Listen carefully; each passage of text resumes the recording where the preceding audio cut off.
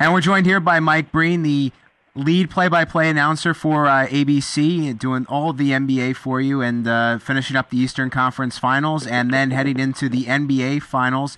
And Mike, first off, I actually want to talk to you about something you weren't calling, and that was the Western Conference Finals. The NBA admitting they made a mistake during that San Antonio Spurs-Los Angeles Lakers game. Wanted to get your thoughts as far as, foul, no foul, what you thought about the end of that game, because I thought it was a very peculiar play watching it on TV.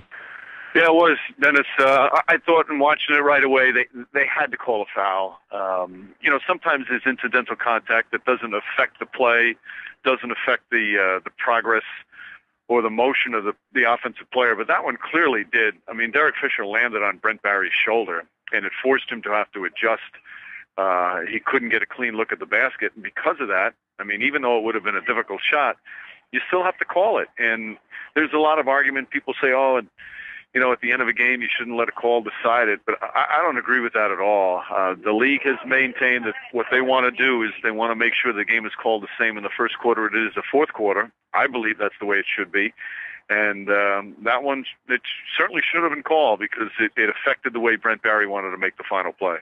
Yeah, and I understand what everybody says. You do not want a play like that to decide the game, but in a way it does decide the game because, you don't know. Maybe if Brent Barry doesn't get hit there, he's a pretty darn good three-point shooter. He might have made one.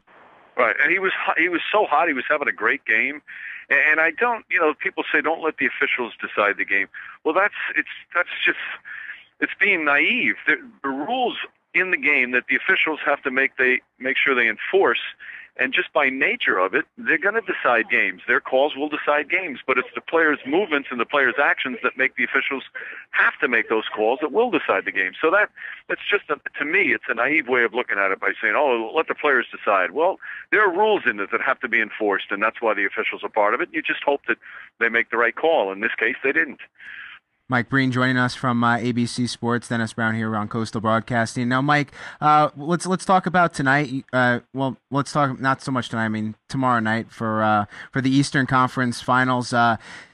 Certainly very interesting. I was watching the game last night, and it really came down to the end. I actually thought the Pistons, might have looked like they were going to steal it away at the end. They were not able to. So now they have to go back to Detroit. They have to try to win Game 6. They certainly are capable of winning a Game 7. They did it a couple years ago, the year before Stan Van Gundy was fired down in Miami. So they have that capability, but certainly a long road for them in the next two games. Yes, but they've seen every possible scenario, these Pistons. They've been through it all, so don't count them out yet. These two teams are so evenly matched, as we've seen by a couple of the way the games finish, and even when one team goes up by a lot, the other's able to come back. So I would expect the Pistons to play a fabulous game tomorrow night, and then it's all up to a Game 7. And, when you go to a Game 7 and you have two evenly matched teams, anybody can win. It can depend on who gets in early foul trouble. It can depend on who maybe tweaks an ankle. I mean, you just never know. The Celtics will try and close it out, obviously, but it's going to be a tough task. Detroit is really, really good, and they had their chances in Game 5. They're so close in a great comeback. So I expect this series to probably go 7 games. Now, if the Boston Celtics do make it to the NBA Finals, and it looks like the Los Angeles Lakers are going to have a hard time not being in the NBA Finals, which, everybody talks about this would be the dream NBA Finals. If David Stern could have made his wish list before the season, this is what he would have conjured up. If we do get a Boston-Los Angeles NBA Finals, I mean, from an excitement standpoint from the league, what would this do for the league? And B, how would you break it down? I mean, because they're very strong in different ways, I think. Well, first off, with the league, really what the league wants is to have the two best teams make it and have a competitive series.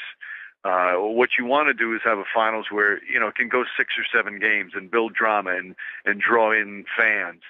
But also, you got to understand, for a Boston Laker with the history that has happened with those two teams, the two storied franchises of the NBA, it would bring in a lot of old fans. It would bring in a lot of new fans, and the crazy NBA fan that's already there would enjoy it as well. So there's no question it would help in terms of viewership. But really what the league wants is for the teams that are the two best teams to make it, and then to have it a really competitive finals that can go 6 or 7 games.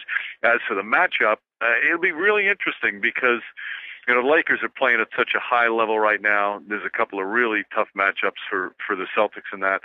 But also, you look at how well the Celtics can defend. I think that would be a really interesting series.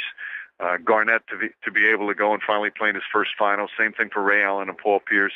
You'd have to probably give the edge going into the Lakers just because they're playing so well. But I think it would be a very intriguing matchup.